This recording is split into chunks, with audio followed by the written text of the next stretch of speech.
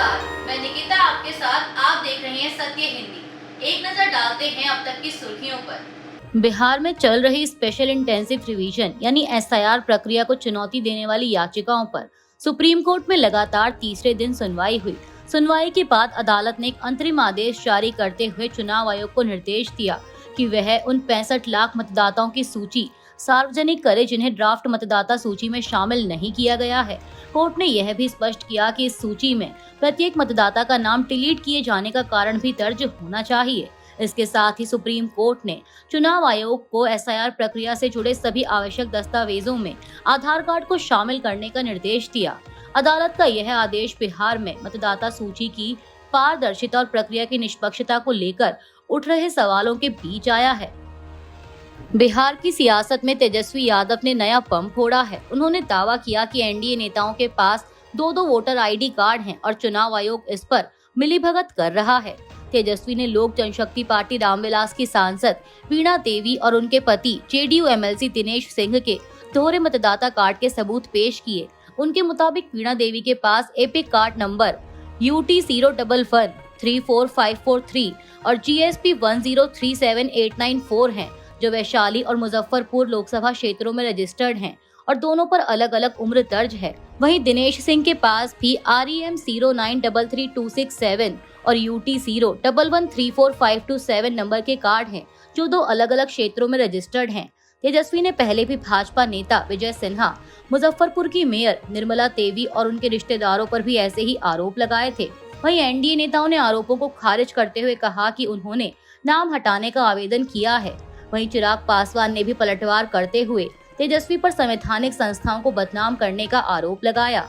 यह विवाद बिहार के विशेष गहन संशोधन और आगामी विधानसभा चुनावों की निष्पक्षता पर बड़ा सवाल खड़ा कर रहा है। सुप्रीम कोर्ट ने पहली बार इलेक्ट्रॉनिक वोटिंग मशीन यानी ईवीएम में धांधली साबित करते हुए हरियाणा के पानीपत जिले के पुआना लाखू गाँव के सरपंच चुनाव का नतीजा पलट दिया। 2 नवंबर 2022 को हुए चुनाव में कुलदीप सिंह को विजेता घोषित किया गया था, लेकिन प्रतिद्वंदी मोहित कुमार ने मतगणना में गड़बड़ी का आरोप लगाकर मामला सुप्रीम कोर्ट तक पहुंचाया। जस्टिस सूर्यकांत, जस्टिस दीपांकर दत्ता और जस्टिस एन कोटेश्वर सिंह की बेंच ने सभी ईवीएम और रिकॉर्ड मंगवाकर 6 अगस्त को कोर्ट परिसर में वीडियोग्राफी के साथ दोबारा काउंटिंग कराई। नतीजे में मोहित कुमार को 1051 और कुलदीप सिंह को 1000 वोट मिले, जिससे साफ हुआ कि पहले का परिणाम गलत था। कोर्ट ने हाई कोर्ट का आदेश रद्द कर 11 अगस्त को मोहित को निर्वाचित घोषित करने का निर्देश दिया। यह फैसला ईवीएम की विश्वसनीयता और चुनावी पारदर्शिता पर गंभीर सवाल खड़े करता है। कांग्रेस के मीडिया प्रभारी पवन खेड़ा ने एक प्रेस कॉन्फ्रेंस कर आरोप लगाया है कि सत्तारूढ़ दल यानी भाजपा के सांसद अनुराग ठाकुर ने फर्जी मतदाता सूची के आधार पर लड़े गए लोकसभा चुनावों की सच्चाई खुद ही साबित कर दी है। कांग्रेस का कहना है कि महादेवपुरा, बेंगलुरु सेंट्रल जैसे एक विधानसभा क्षेत्र का डेटा जुटाने में 6 महीने लगते हैं, क्योंकि वह केवल कागजी रूप में उपलब्ध होता है, जबकि ठाकुर को मात्र 6 दिनों में 6 लोकसभा सीटों की इलेक्ट्रॉनिक वोटर लिस्ट मिल गई। विपक्ष का आरोप है कि यह चुनाव आयोग और भाजपा की मिलीभगत का सबूत है। कांग्रेस ने वाराणसी की इलेक्ट्रॉनिक वोटर लिस्ट सार्वजनिक करने की मांग करते हुए दावा किया कि 2024 में प्रधानमंत्री मोदी वाराणसी से हार रहे थे, लेकिन फर्जी वोटरों के बूस्टर डोज से नतीजा पलट गया। पार्टी ने सवाल उठाया कि जब बीजेपी खुद मान रही है कि वोटर लिस्ट में गड़बड़ी है, तो क्या पिछला चुनाव रद्द नहीं होना चाहिए। साथ ही उन्होंने कहा कि बीजेपी की प्रेस कॉन्फ्रेंस ने चुनाव आयोग की भूमिका को और संदिग्ध बना दिया है और पूरा देश अब वोट चोर गद्दी छोड़ कह रहा है। कांग्रेस नेता ने आगे कहा कि आज पक्ष और विपक्ष दोनों चुनाव आयोग से सवाल पूछ रहे हैं। ऐसे में चुनाव आयुक्त ज्ञानेश कुमार कहां हैं?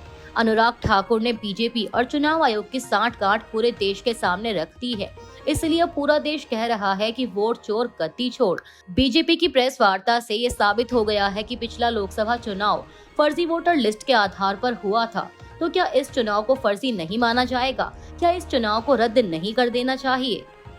दरअसल भाजपा सांसद अनुराग ठाकुर ने विपक्ष पर निशाना साधते हुए बुधवार को एक प्रेस कॉन्फ्रेंस कर आरोप लगाया था कि कांग्रेस उनके घुसपैठिए वोट बचाने के लिए वोट चोरी का झूठ फैला रही है। उन्होंने दावा किया कि लोकसभा की 6 सीटों की इलेक्ट्रॉनिक वोटर लिस्ट को महज 6 दिनों में हासिल कर लिया गया, जहां कांग्रेस को डेटा इकट्ठा करने में महीनों लगे। ठाकुर ने विशिष्ट विसंगतियों को भी उजागर किया। जिसमें रायबरेली में एक ही पते पर 47 मतदाता पंजीकृत, जिसमें मोहम्मद इस्लाम, शकील अंसारी जैसे नाम शामिल हैं। उन्होंने वायनाड, डायमंड हार्बर, कन्नौज, मैनपुरी, कोलाथुर जैसे निर्वाचन क्षेत्रों का उदाहरण देकर दावा किया कि यहाँ बड़े पैमाने पर डुप्लीकेट या फर्जी वोटर सूची है। ठाकुर ने राहुल गांधी के वोट चोरी आरोप को बवंडर नहीं बल्कि ब्लंडर बताया और कहा कि आपके चेहरे पर धूल थी और आप शीशा साफ करते रहे। जम्मू कश्मीर के किश्तवाड़ जिले के चाशोटी क्षेत्र में बादल फटने से भारी तबाही की आशंका जताई जा रही है। यह इलाका मचैल माता यात्रा का शुरुआती पॉइंट है, जहां घटना के बाद फ्लैश फ्लड की स्थिति पैदा हो गई। किश्तवाड़ के उपायुक्त पंकज शर्मा ने बताया कि सिविल डिफेंस, पुलिस, सेना, एनडीआरएफ और एसडीआरएफ की टीमें राहत और बचाव कार्य में जुटी हैं। उपराज्यपाल मनोज सिन्हा ने घटना पर दुख व्यक्त करते हुए पीड़ित परिवारों के प्रति संवेदना जताई और घायलों के शीघ्र स्वस्थ होने की कामना की। वहीं केंद्रीय राज्य मंत्री डॉक्टर जितेंद्र सिंह ने बताया कि नुकसान का आकलन किया जा रहा है और राहत एवं स्वास्थ्य सेवाओं की व्यवस्था की जा रही है। स्थानीय विधायक सुनील कुमार शर्मा ने कहा कि घटना के समय यात्रा चल रही थी, जिसके कारण इलाके में भीड़ भाड़ थी और भारी नुकसान की आशंका है। हालांकि अभी सटीक आंकड़े उपलब्ध नहीं हैं। समाजवादी पार्टी प्रमुख अखिलेश यादव ने कौशाम्बी के चायल से पार्टी विधायक पूजा पाल को निष्कासित कर दिया है। यह फैसला उस समय आया जब पूजा पाल ने विधानसभा के मानसून सत्र में मुख्यमंत्री योगी आदित्यनाथ की प्रशंसा करते हुए कहा था कि उनके पति की हत्या के बाद मुख्यमंत्री ने उन्हें न्याय दिलाया। वहीं अब समाजवादी पार्टी से निष्कासन पर प्रतिक्रिया देते हुए पूजा पाल ने कहा कि वह प्रयागराज की उन महिलाओं की आवाज हैं जिन्होंने अपनों को खोया है और मुख्यमंत्री ने सभी को न्याय दिलाया, सिर्फ उन्हें नहीं। उन्होंने स्पष्ट किया कि वह अपने बयान पर आज भी कायम हैं और पहले एक पीड़ित महिला हैं, फिर विधायक। सपा के पीडीए फॉर्मूले पर उन्होंने कहा कि वह खुद पिछड़े समुदाय से हैं, लेकिन पार्टी ने उनके साथ अन्याय किया, जिससे साबित होता है कि समाजवादी पार्टी पीडीए के खिलाफ है।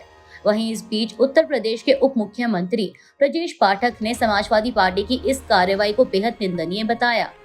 सुप्रीम कोर्ट ने जम्मू कश्मीर को राज्य का दर्जा बहाल करने की मांग वाली याचिका पर केंद्र सरकार से 8 हफ्तों में जवाब मांगा है। सीजेआई पीआर गवई और न्यायमूर्ति के विनोद चंद्रन की बेंच ने सुनवाई के दौरान अप्रैल में पहलगाम में हुए आतंकी हमले का उल्लेख करते हुए कहा कि ऐसी घटनाओं को नजरअंदाज नहीं किया जा सकता। केंद्र की तरफ से पेश हुए सॉलिसिटर जनरल तुषार मेहता ने याचिका का विरोध करते हुए कहा कि चुनावों के बाद राज्य का दर्जा बहाल किया जाएगा, लेकिन मौजूदा हालात में यह मुद्दा नहीं उठना चाहिए। याचिकाकर्ता साहुर अहमद भट्ट और खुर्शीद अहमद मलिक का कहना है कि राज्य का दर्जा न होना नागरिक अधिकारों को प्रभावित कर रहा है। आपको बता दें कि अगस्त 2019 में अनुच्छेद 370 हटाकर जम्मू कश्मीर को 2 केंद्र शासित प्रदेशों में बांटा गया था। सुप्रीम कोर्ट ने इस मामले की अगली सुनवाई 8 हफ्तों बाद तय की है। दिल्ली एनसीआर से आवारा कुत्तों को हटाने के मुद्दे पर सुप्रीम कोर्ट ने गुरुवार को सभी पक्षों की दलीलें सुनने के बाद अंतरिम रोक की याचिकाओं पर फैसला सुरक्षित रख लिया। सरकार की ओर से सॉलिसिटर जनरल ने तर्क दिया कि यह गंभीर समस्या है। हर साल 305 लोगों की मौत होती है, जिनमें अधिकतर बच्चे हैं। इसीलिए कुत्तों को मारा नहीं जाएगा बल्कि अलग किया जाएगा। वहीं कपिल सिब्बल और अभिषेक मनु सिंघवी जैसे वरिष्ठ अधिवक्ताओं ने आदेश पर सवाल उठाते हुए कहा कि बधियाकरण और शेल्टर की व्यवस्था किए बिना यह कदम अनुचित है और डरावना माहौल पैदा करेगा। सिब्बल ने दावा किया कि आदेश अपलोड होने से पहले ही 700 कुत्ते उठा लिए गए हैं। बता दें कि इससे पहले 11 अगस्त को सुप्रीम कोर्ट की 2 जजों की बेंच ने आदेश दिया था कि सभी आवारा कुत्तों को शेल्टर में रखा जाए और सड़कों पर ना छोड़ा जाए, जिसके खिलाफ अब पुनर्विचार की मांग हो रही है। व्हाट्सएप ने आरोप लगाया है कि रूस उसकी सेवाओं को रोकने की कोशिश कर रहा है, क्योंकि वह यूजर्स को सुरक्षित और एन्क्रिप्टेड संचार की सुविधा प्रदान करता है। कंपनी ने कहा कि वह रूस सहित दुनिया भर में अपने यूजर्स को सुरक्षित सेवाएं उपलब्ध कराने का प्रयास जारी रखेगी। व्हाट्सएप के अनुसार यूक्रेन पर हमले के बाद रूस ने कड़े कानून लागू किए हैं, जिनके तहत युद्ध की आलोचना करने पर जेल हो सकती है। ऐसे में व्हाट्सएप रूस में एक अहम संचार साधन बन गया है। इसी बीच बुधवार को रूसी अधिकारियों ने व्हाट्सएप और टेलीग्राम पर वॉइस कॉल सेवाओं पर रोक लगाने की घोषणा की। उनका कहना है कि इन प्लेटफॉर्म्स का इस्तेमाल धोखाधड़ी, वसूली और नागरिकों को हिंसक गतिविधियों में शामिल करने के लिए किया जा रहा है। अभी के लिए इतना ही। बाकी की देश दुनिया की बड़ी खबरों के लिए बने रहिए सत्य हिंदी के साथ। Copyright disclaimer under Section 107 of the Copyright Act 1976. Allowance is made for fair use for purposes such as criticism, comment, news reporting, scholarship, and research. Fair use is a use permitted by copyright statute that might otherwise be infringing.